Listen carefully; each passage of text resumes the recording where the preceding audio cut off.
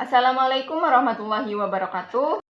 Perkenalkan, nama saya Yulisa NPM 1911060459 dari kelas Biologi 5A UIN Raden Intan Lampung.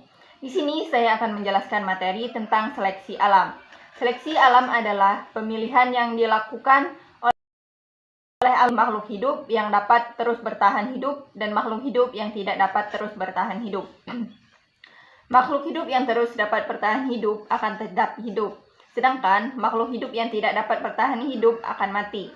Selama kehidupan di bumi ini terus berlangsung, peristiwa alam juga akan terus berlangsung menyertai aktivitas kehidupan makhluk hidup.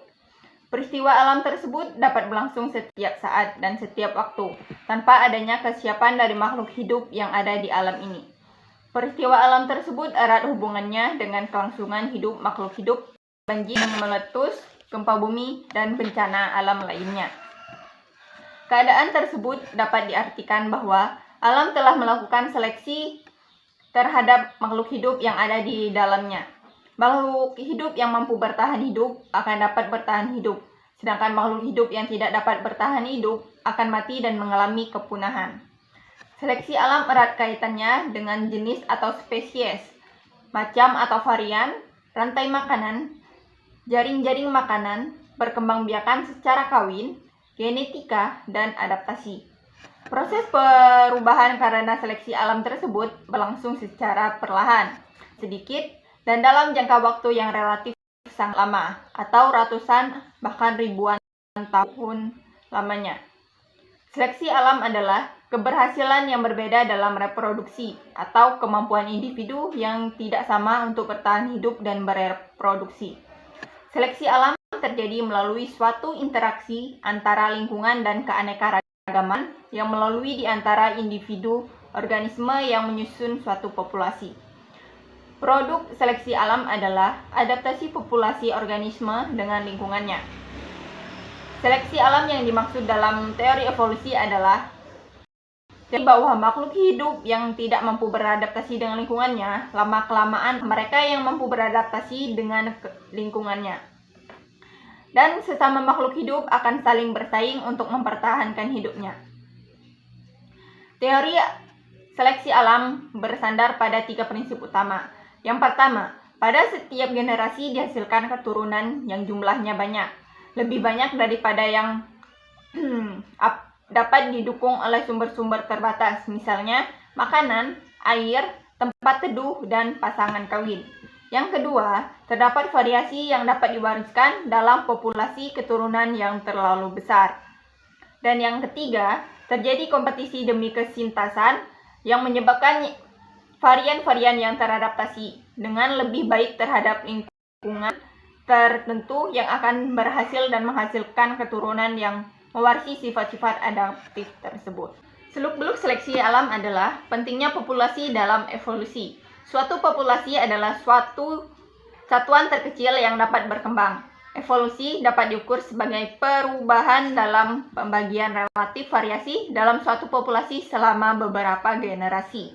Contoh kerja seleksi alam adalah kegiatan saintis menguji hipotesis. Misalnya, Darwin bahwa pada paruh burung Galapagos merupakan adaptasi evolusioner terhadap sumber makanan yang lalu juga terdapat pada jerapah yang berleher panjang, atau lebih mudahnya untuk menjangkau daun-daun muda yang tepatnya memang lebih tinggi dibanding dengan jerapah berleher pendek.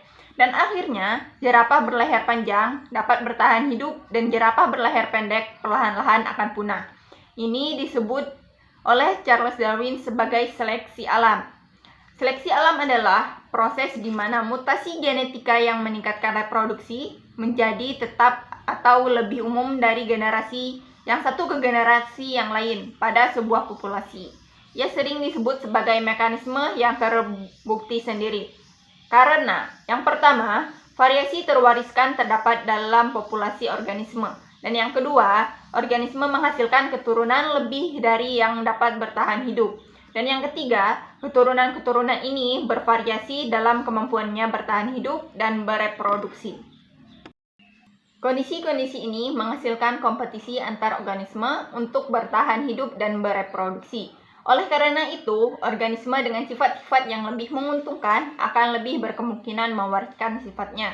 Sedangkan yang tidak menguntungkan cenderung tidak akan diwariskan ke generasi selanjutnya.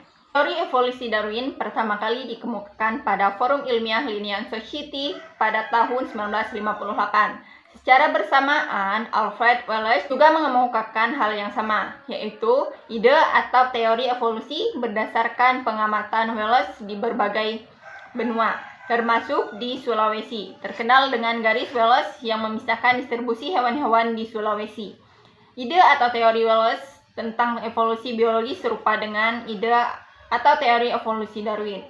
Teori evolusi Darwin dan teori seleksi alam mengandung dua pemahaman bahwa yang pertama, spesies sekarang berasal dari spesies terdahulu, dan yang kedua, terbentuknya spesies karena seleksi alam. Teori Darwin didasarkan atas kenyataan bahwa spesies berkembang biak dalam jumlah banyak. Perkembangbiakan kawin menghasilkan variasi dan sifat-sifat yang menurun di dalam populasi. Tidak semua variasi populasi dapat bertahan hidup. Misalnya, saat melawan predator, mendapatkan makanan, dan sebagainya. Oleh karena itu, hanya variasi yang cocok dengan lingkungan saja yang dapat bertahan hidup dan mewariskan sifat-sifat menurunnya, yang cocok kepada anak keturunannya.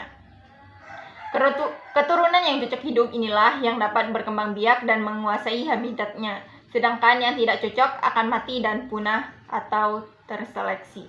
Fakta-fakta yang menjadi dasar teori seleksi alam. Yang pertama, kecenderungan makhluk hidup berkembang biak atau fertilitas makhluk hidup yang tinggi. Yang kedua, individu atau secara keseluruhan hampir tidak berubah. Yang ketiga, adanya standard of existence, perjuangan untuk hidup. Yang keempat, adanya keanekaragaman dan hereditas atau adanya variasi. Yang kelima, ada survival of the fittest, seleksi alam. Dan yang keenam, lingkungan yang terus berubah.